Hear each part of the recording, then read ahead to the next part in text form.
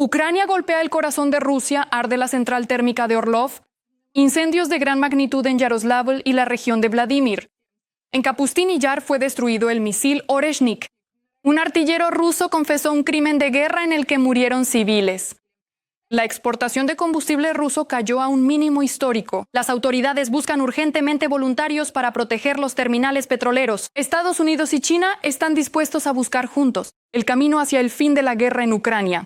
Un tribunal ruso castigó a un pensionista por llevar una insignia de paz para Ucrania. Hola, mi nombre es Anastasia Dmitrovskaya. Ahora mismo, lo más importante, pero antes denle like a este video y suscríbanse a nuestro canal para que no nos perdamos en el vasto mundo de YouTube. Mientras el Kremlin ataca con drones casas civiles en Sumy, Ucrania respondió con un potente golpe. En Rusia, de nuevo, hubo impactos. Fueron alcanzadas la central térmica de Oriol y sus autoridades.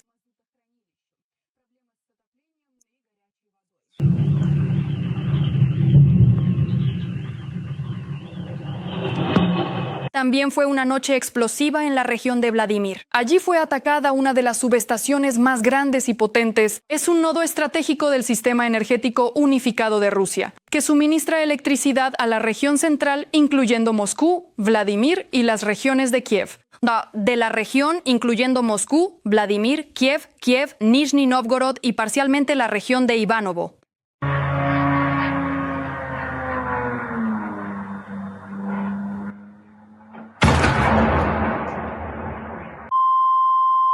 Bajas de líneas en Yaroslavl. Los lugareños informan sobre un ataque de drones a la refinería de petróleo. La capacidad de Slavneft Niana es de aproximadamente 15 millones de toneladas de petróleo al año.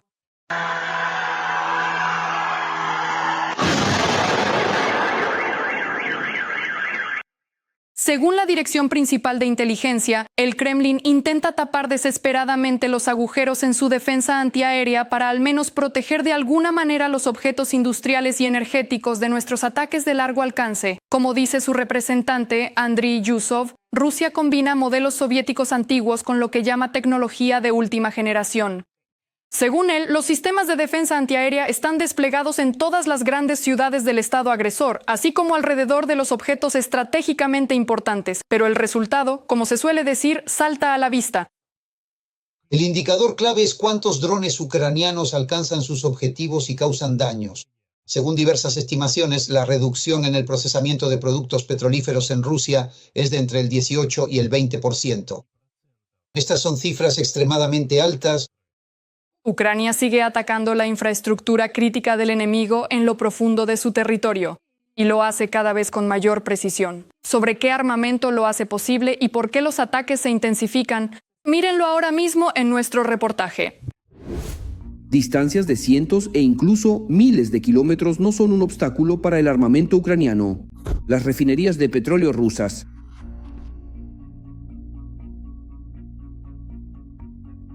Bueno, ya está claro, las fábricas están jodidas. Eso ya se entiende sin decirlo. los principales objetivos del complejo militar industrial y de la maquinaria militar rusa. No, aún más.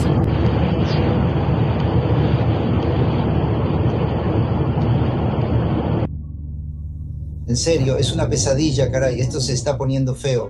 Y desde hace poco, en respuesta a los continuos bombardeos de la infraestructura civil de Ucrania, la infraestructura crítica de los rusos también está en la mira de las Fuerzas Armadas de Ucrania. No me jodas, en serio, no me jodas. No puedo creerlo, no me jodas. Bridge, mira. ¿A dónde vamos? Vaya atracción. No me jodas. Cuando el Kremlin amenaza a los ucranianos con apagones, los rusos también deberían prepararse para un invierno frío y difícil. Si amenazan con apagones, por ejemplo, a la capital de Ucrania, en el Kremlin deben entender que también habrá un apagón en la capital rusa. Durante mucho tiempo, los aliados occidentales limitaron a Ucrania en su capacidad de atacar en lo profundo del territorio ruso, por lo que Ucrania aumentó su propio arsenal de largo alcance. Según el jefe de la inteligencia ucraniana, Kirilo Budanov, hoy en día el 99% de los ataques contra las refinerías rusas se llevan a cabo con armas ucranianas. En el momento en que todo esto comenzó, cuando decían que luchábamos con una mano atada, me inclino a compartir su opinión de que esa es la interpretación correcta de lo que sucedía entonces. Pero ahora tenemos nuestra propia producción, y precisamente nuestra producción nacional nos ha dado la oportunidad de utilizar nuestras fuerzas y recursos, tal como lo vemos nosotros.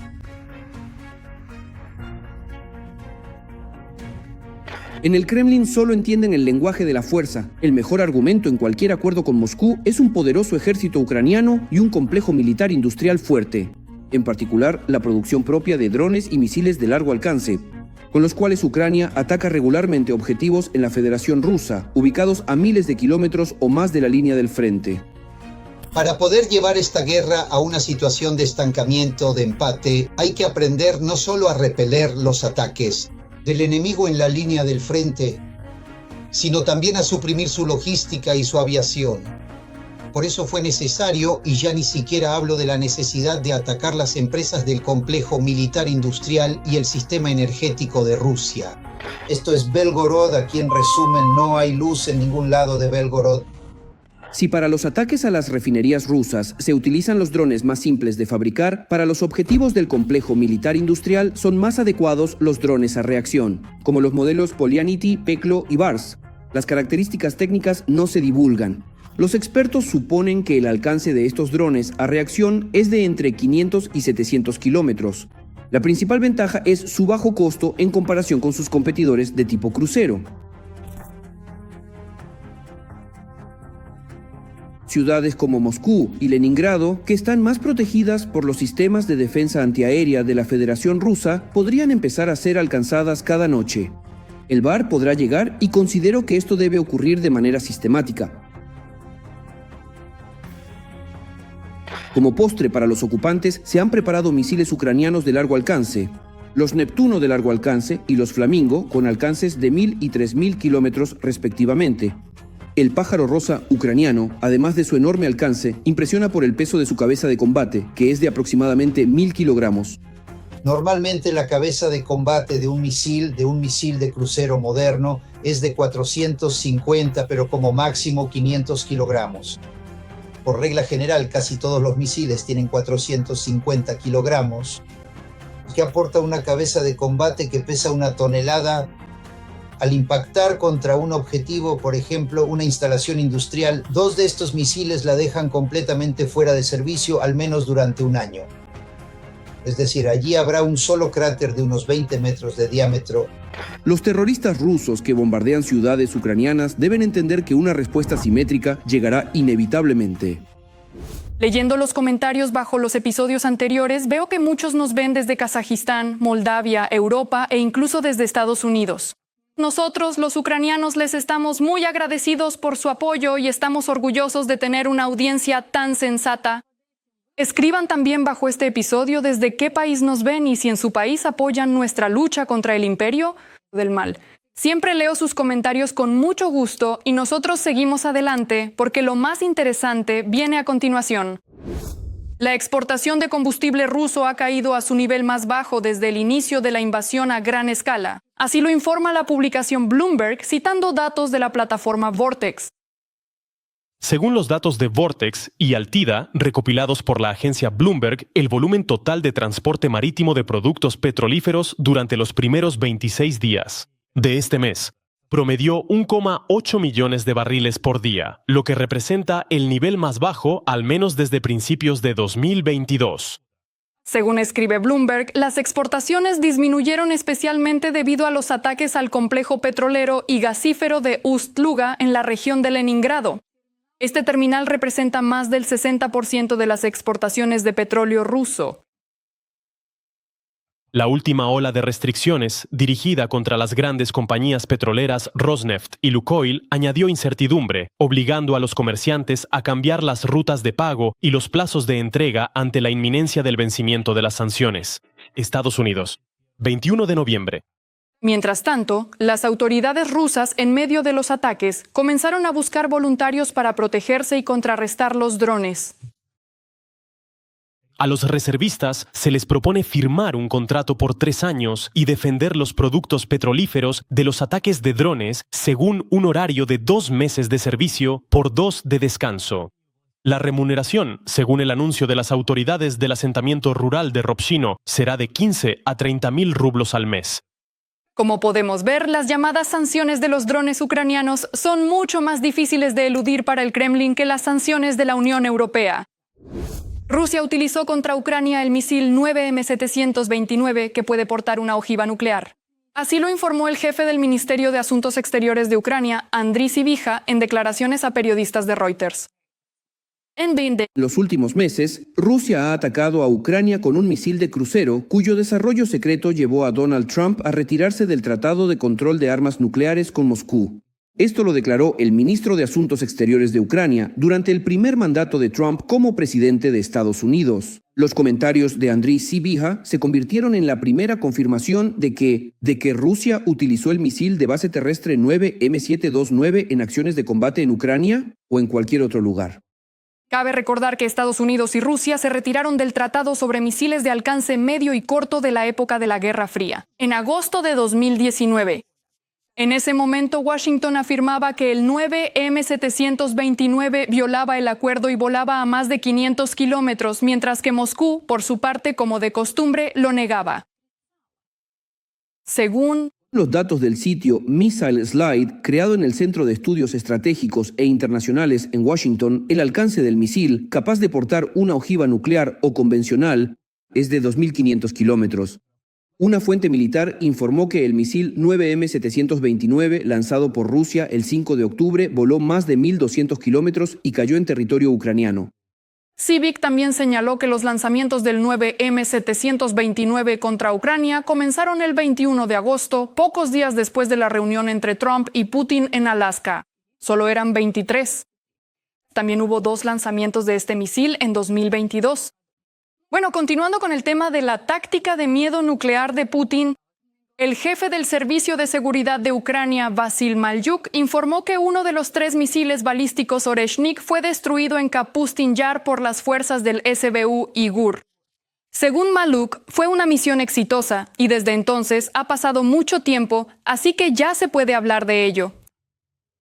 Antes de esto nunca lo habíamos anunciado, pero brevemente podemos decir que uno de los 3 Oreshnik fue destruido exitosamente en su territorio, en Kapustin Yar, por las fuerzas de la GUR, el SBU y el SBR. Fue una operación muy exitosa y ya ha pasado mucho tiempo. Zelensky añadió que los rusos tenían 3 disparos de Oreshnik, de los cuales ya han utilizado uno contra ellos.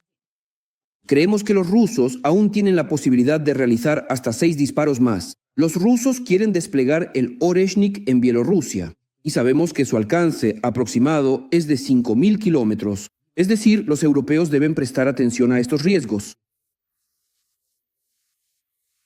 ¿Y usted qué opina? ¿Debería la UE tomarse en serio las amenazas nucleares por parte del Kremlin? ¿O se trata únicamente de amenazas? Y ahora, sobre la situación en el frente. Las fuerzas de defensa aún logran mantener algunas posiciones en territorio ruso. Así lo informaron en el grupo de Kursk. La dirección sigue siendo bastante activa, a pesar de la relativa disminución de las acciones de asalto por parte del enemigo. Aunque el enemigo no renuncia a la creación de la zona de amortiguamiento declarada, no se rinde. Por nuestra parte, frustramos estos planes. Algunas de nuestras unidades continúan manteniendo posiciones en territorio de la Federación Rusa. También cabe añadir que, según los mapas de Deep State, en territorio ruso persiste una zona gris en las áreas de Tetkino y Güeyeva. En cuanto a la situación en la dirección de Pokrovsk, actualmente es el sector más caliente del frente. La localidad se encuentra ahora bajo nuestro estricto control de fuego. El enemigo intenta constantemente irrumpir en esta zona, pero cada vez es rechazado. No logran afianzarse aquí. El hecho de que la situación en esta dirección es complicada también lo señala el presidente Zelensky. Cerca de Pokrovsk, nuestras fuerzas controlan la situación. Allí, la situación con el enemigo es tensa por todos lados. ¿Recuerdan la situación con la operación de Kursk?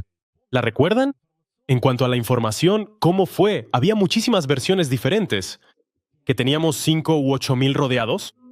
Que era mentira. No había ni 5 ni 8.000, nadie estaba rodeado. Todos los comandantes en el terreno entienden cómo se puede permitir un cerco. De ninguna manera. La gente es más importante, todos lo entienden. Pero deben saber que ellos no dominan allí hoy. Son muchos, pero decir que están ganando es una mentira. En cuanto a la situación en Mirnograd, un militar llamado Muchnoy habló sobre la tensión en ese sector del frente. Afirma que la situación se está complicando y que salir de la ciudad podría ser difícil. El enemigo intenta bloquear las rutas de retirada. Incluso hay intentos de nuestras contraofensivas en el territorio capturado de la mina 5-6 para hacer retroceder al enemigo. Pero allí caímos en una emboscada y eso afecta dolorosamente el ritmo de la operación. En cuanto a la declaración de Putin sobre la supuesta toma de Kupiansk, el jefe del Departamento de Comunicación del Grupo de Fuerzas Conjuntas, Víctor Tregubov, confirmó que es desinformación. En este momento, las palabras de Putin no se basan absolutamente en nada. Ni siquiera tienen nada que exagerar. Sin duda, actualmente hay combates en la ciudad. Los rusos están presentes en las afueras del norte e intentan avanzar hacia el sur. Pero no se trata en absoluto de que algunas unidades ucranianas estén rodeadas por varios flancos o bloqueadas. De eso no hay ni hablar. No dejo de admirar el coraje y el heroísmo de los soldados ucranianos. Ellos mantienen la línea del frente y resisten a una enorme horda que los supera ampliamente en número. Gracias. Por eso, los invito a apoyar a las Fuerzas Armadas de Ucrania y si no pueden hacerlo económicamente, escríbanles palabras de apoyo en los comentarios. Sé que nos están viendo. Un artillero ruso contó cómo su comandante le dio coordenadas incorrectas y atacaron un pueblo donde había civiles. No, a donde disparé no había nada, porque los drones estaban mirando hacia otro lado completamente. Te lo digo, confundieron los objetivos, los de los Grad y los de los Uragan. Les dieron los mismos sectores y el imbécil que estaba sentado de guardia simplemente los tomó y confundió el objetivo del capitán. ¿Y a mí qué? A mí solo me dan los números al carajo. Yo metí los números, me senté, giré la llave, encendí y ya, si tengo que detonar o hacerlo en el aire, ponerlo en el temporizador. Yo hice todo. O sea, yo, no cometí ningún error. De hecho, el militar Vladimir Kostochko, artillero, está sirviendo en el 352º Regimiento Motorizado en la dirección de Kharkov, sobre el hecho de que, por orden del comandante, atacó a civiles. Kostochka se enteró solo después de que la administración de la RPL presentara una queja ante el comando. Un oficial militar ruso afirma que el incidente se silenció en su momento, mientras que la televisión informó de que supuestamente había militares ucranianos presentes en el pueblo. Llegué, voy a follar y necesito llamar al comandante del batallón. Entonces dice, ¿cómo te sientes? Bien. Dice que ya sabes, con 12 hijos es un fastidio, 9 mujeres. En términos de, ¿debo encender algo o algo así? Algo así. Además, Kostochka afirma que una vez el mando los dejó en una posición sin munición durante 2 meses y alimento. Llevamos ya 2 meses sin comida, sin suministros, sin proyectiles, sin balas, sin nada. Estamos aquí sentados, ellos también están sentados. Llévenos con ustedes, algo así. No podemos avanzar porque no tenemos con qué luchar. Tampoco podemos irnos porque no nos dejarán salir de la frontera. Y esto se llama el Regimiento 352. Te digo, tal vez deberías hacerlo ahora mismo. Aprovecha, joder. Además, el soldado se queja de que las organizaciones que deberían ayudar a los participantes de la operación militar especial, no lo vas a creer, pero sí, no les ayudan. Te digo, hace como 1 año o año y medio que regresé de alguna manera. A veces por la calefacción, a veces por otra cosa. Prometieron que sí, que ayudarían a todos. Y así, de un lado para otro. Los primeros 6 meses ayudaron y luego a la mierda todo. En resumen, la clásica situación del ejército ruso. Aprovecho la ocasión para recordar que todos los criminales de guerra rusos rendirán cuentas por los crímenes que han cometido y que en este mismo momento siguen cometiendo contra los ucranianos. Las fuerzas de defensa destruyeron la bandera rusa que los ocupantes habían colgado en la entrada de Pokrovsk. Al mismo tiempo, nuestros militares señalan que la declaración sobre el cerco de Kupiansk y Pokrovsk es una invención de Putin. Más detalles en nuestro reportaje. Ucrania vuelve a estar bajo la mira de los ocupantes. los rusos llevaron a cabo un ataque masivo con misiles y drones. El nivel de tensión también aumenta en el frente. La situación más difícil sigue siendo en la dirección de Pokrovsk, donde la intensidad de los combates es alta. Allí se concentra una gran cantidad de ocupantes. Los rusos intentan afianzarse por cualquier medio. La principal táctica de las pequeñas unidades de asalto rusas es intentar crear un cerco operativo de las fuerzas de defensa de Ucrania directamente en Pokrovsk. En este momento, la línea real de contacto de combate son los puntos clave de defensa de las fuerzas de defensa de Ucrania, la llamada CTD. A pesar de toda la situación extremadamente difícil, las fuerzas de defensa de Ucrania están llevando a cabo exitosas acciones de contraofensiva. Y en este momento la franja bajo control de las fuerzas de defensa de Ucrania se ha incrementado a 200 kilómetros cuadrados. En la zona de Kupiansk, en la región de Kharkov, continúan los intensos combates. Los ocupantes intentan afianzarse en la parte norte de la ciudad. Sin embargo, no se habla de ningún cerco a las tropas ucranianas. Asimismo, la situación en Minorad y sus alrededores está completamente controlada por las Fuerzas Armadas de Ucrania. Actualmente, los ocupantes no buscan bloquear a las fuerzas de defensa de Ucrania en Kupiansk, sino abrirse paso hacia el nudo ferroviario de la ciudad. Los ocupantes necesitan el control de esta estación ferroviaria clave para, aprovechando la corta distancia logística desde el territorio de la Federación Rusa y de las zonas ocupadas de la región de Lugansk, formar un grupo de ataque cuyo objetivo será avanzar a lo largo del río Oskol hacia la aglomeración de Sloviansk y Kramatorsk. Mientras tanto, Putin ha lanzado una nueva amenaza. El del búnker sigue hablando de las exitosas pruebas del arma milagrosa rusa. Son submarinos no tripulados. Los dispositivos submarinos no tripulados Poseidón también cuentan con una instalación de energía nuclear. Por primera vez, logramos no solo ponerlo en marcha con el motor de arranque desde el portador submarino, sino también activar la instalación de energía atómica. Sin embargo, Putin no reveló ninguna prueba, ni el lugar, la ruta, la duración, ni otros detalles. Ni el Poseidón ni, en consecuencia, el Burevestnik han sido puestos en producción en serie ni desplegados en servicio de combate. Por lo tanto, no hay la menor razón para hablar de alguna amenaza por parte de estas armas milagrosas rusas mitológicas hacia la OTAN o directamente hacia los Estados Unidos. Pero a pesar de esto, el alto presidente Medvedev llamó al Poseidón un arma del día del juicio final y, de paso, amenazó a Bélgica con un ataque nuclear. Recordemos que el ministro de Defensa de Bélgica declaró que, en caso de un ataque ruso contra la capital del país, los miembros de la OTAN arrasarían Moscú. Esto no es más que desinformación a la que los aliados occidentales han dejado de reaccionar. Y la reacción es bastante reveladora. La reacción del embajador de la Federación Rusa en Bélgica ante la declaración del ministro de Defensa de ese país demuestra una total confusión y falta de preparación ante una declaración tan contundente por parte de uno de los miembros del bloque de la OTAN. En medio de las declaraciones rimbombantes del dictador del Kremlin, Donald Trump pasó a la acción. El presidente estadounidense ordenó al Pentágono reanudar las pruebas de armas nucleares. Sobre las pruebas de armas nucleares de Estados Unidos. Eso es contundente.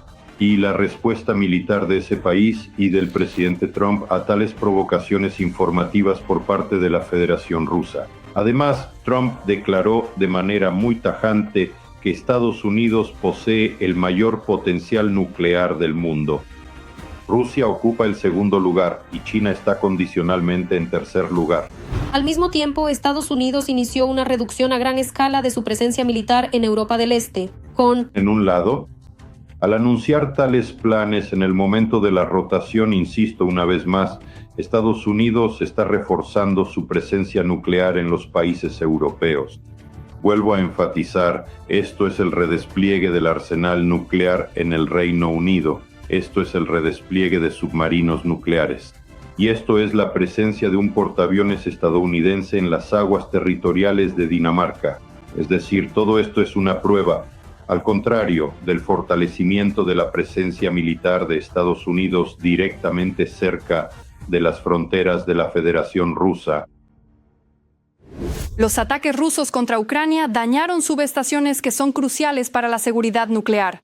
Así lo informó el OIEA, citando a los equipos de la agencia en varias centrales nucleares ucranianas a la vez.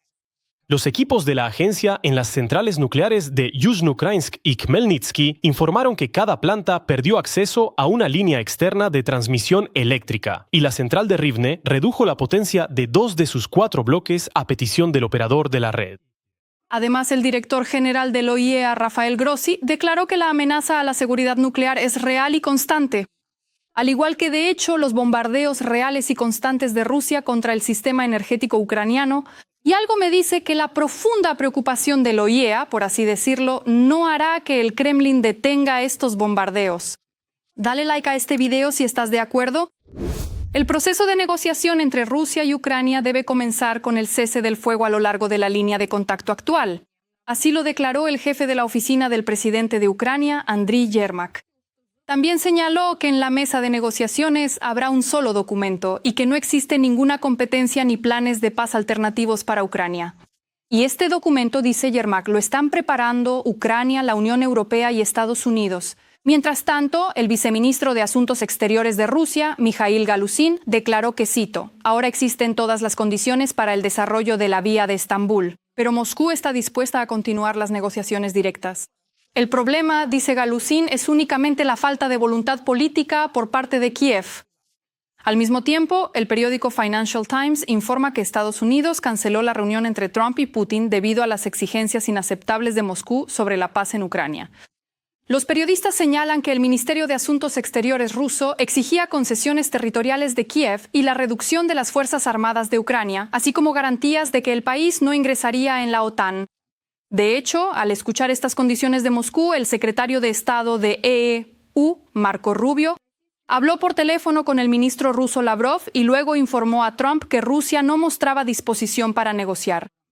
Pero el problema está únicamente en la falta de voluntad política de Kiev y de ninguna manera en que Moscú no esté dispuesta a negociar y prefiera la guerra. Aquí, por favor, señores, no confundan las cosas. Ya han sido sancionados 610 petroleros de la flota en la sombra de Rusia. Sin embargo, es necesario imponer restricciones adicionales a otros 340 buques, de los cuales 65 son clave para abastecer a los agresores. Mientras tanto, el periódico Financial Times informa que, a pesar de las sanciones de Estados Unidos, los países eluden estas sanciones y compran petróleo sancionado en aguas internacionales. Imágenes satelitales mostraron que el petrolero indio Samada recogió varias veces petróleo directamente de buques rusos de la flota en la sombra en aguas internacionales y luego lo transportó a la India. Posteriormente, la India lo vendía a otros países. Este tipo de operaciones permite ocultar el origen de la carga y, de hecho, eludir las sanciones internacionales. Como vemos, por ahora, las únicas sanciones que Rusia no puede eludir son las sanciones de los drones ucranianos que atacan las refinerías rusas. El presidente de Estados Unidos, Donald Trump, y el presidente de China, Xi Jinping, mantuvieron una reunión bilateral en la ciudad surcoreana de Busan, la primera desde el inicio del segundo mandato de Trump. En sus primeros comentarios tras la reunión, el presidente estadounidense dijo que fue maravillosa. Donald Trump se reunió con Xi Jinping en Corea del Sur como parte de su gira por la región Indo-Pacífica. Los principales temas de la reunión fueron las barreras comerciales entre ambos países y, por supuesto, la guerra ruso-ucraniana. Llegaron a establecer una agenda común de diálogo político más visionaria, lo que en principio es un aspecto muy positivo de esta reunión. Como resultado de la reunión, las partes acordaron reducir del 20 al 10% la tarifa sobre productos chinos relacionados con el fentanilo, un opioide sintético. El nivel general de aranceles de Estados Unidos llegará hasta el 47%. Las cuestiones fundamentales que están en la base del conflicto entre Estados Unidos y China no han desaparecido. Y estas cuestiones tan importantes como el destino de la isla de Taiwán y la posibilidad de imponer aranceles a los productos chinos. Precisamente debido a la compra de petróleo ruso, Trump dijo que estos temas no se abordaron de manera diplomática, pero en estos casos, cuando no se llega a un acuerdo, se dice que no se habló de ello. Los acuerdos relacionados con Ucrania resultaron menos efectivos, a pesar de que, según el presidente de Estados Unidos, se discutió Ucrania durante mucho tiempo. Inicialmente, Trump quería convencer a Xi de reducir el apoyo a Rusia para que Putin aceptara poner fin a la guerra. No se anunció si las partes llegaron a un acuerdo en este sentido. Se ha establecido un diálogo estratégico de cooperación entre la Rusia autoritaria y el Pekín autoritario. ¿Y arriesgarse? Sí, a cambio. Esto debería ser recompensado con algo más sustancial y significativo, algo que corresponda al alto nivel de relaciones entre Estados Unidos y Pekín. Debido a que, en el momento actual, las relaciones se asemejan más a una lógica de acciones de desescalada en la esfera comercial y económica, no diría que entre Washington y Pekín se haya creado una alianza estratégica o un diálogo. Donald Trump calificó la reunión con un 12/10. Por cierto, esta fue la primera reunión entre los líderes de Estados Unidos y China en los últimos 6 años. Partiendo de la declaración, vemos que tampoco habrá aranceles sobre los productos chinos y habrá acceso para los productos agrícolas estadounidenses. En principio, la declaración parece buena, pero ¿hasta qué punto es realmente así? Nuevamente recordemos la experiencia del presidente Trump, al menos la declaración de Trump de que se ha alcanzado la paz en Oriente Medio después de 3000 años. Saben, soy una persona que lee noticias sobre Oriente Medio y lo que ocurre allí ni de cerca me recuerda a la consecución de la paz en esa región. Por eso, la declaración de Trump sobre que todo está acordado con China, todo es maravilloso, pero esperemos al menos 48 horas y luego veremos. Trump dijo que acordó con Xi Jinping una visita a China en la primavera del próximo año.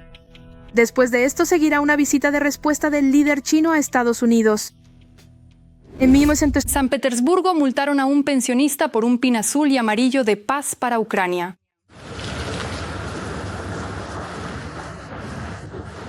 ¿Distrito de Vyborg? Sí, efectivamente. Estamos hablando del distrito de Vyborg. Así es, el distrito de Vyborg. Se sabe que Mikhail Pushnitsky, de 78 años, fue detenido en el cementerio Levashov, donde se celebraba una ceremonia de colocación de flores, con motivo del Día de la Memoria de las Víctimas de la Represión Política. Al pensionista, escuchen bien, lo declararon culpable de desacreditar al ejército y lo multaron con 30.000 rublos. ¿Cómo se siente usted? Siento paciencia. ¿Seguro que todo está bien? ¿Todo está bien? Muchas gracias, le agradezco mucho. Que tenga un buen día.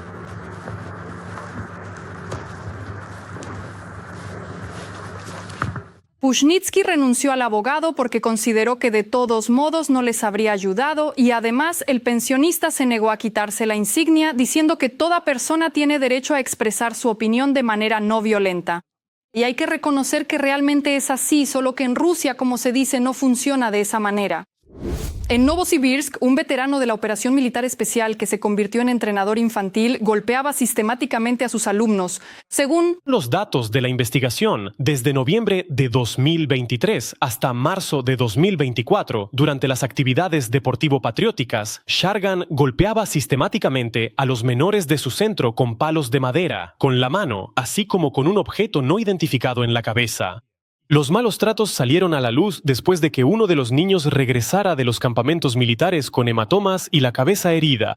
El niño contó que el entrenador lo golpeaba con un palo por no cumplir las órdenes. El propio Shargan afirmó que el adolescente se había golpeado contra un tronco y que podría haberse caído durante los ejercicios. El medio RBC informa que el tribunal de la ciudad de Bersk declaró culpable a Danil Shargan, director del Centro Militar Deportivo Alfa, quien golpeaba a los niños, según el artículo sobre tortura de menores, y le impuso una condena de 3 años en una colonia de régimen general. Bueno, y con la colonia, como pueden imaginar, de nuevo al frente, y en algún momento de esta cadena debería aparecer un billete para el concierto de Kobzon. ¿Qué les parecen nuestras noticias? Escriban qué deberíamos cambiar para mejorar. Sin duda lo tendremos en cuenta. Por ahora, denle like a este video para apoyar lo que hacemos. Y por supuesto, suscríbanse a nuestro canal Ucrania Hoy para no perderse nuestros próximos episodios. ¡Nos vemos!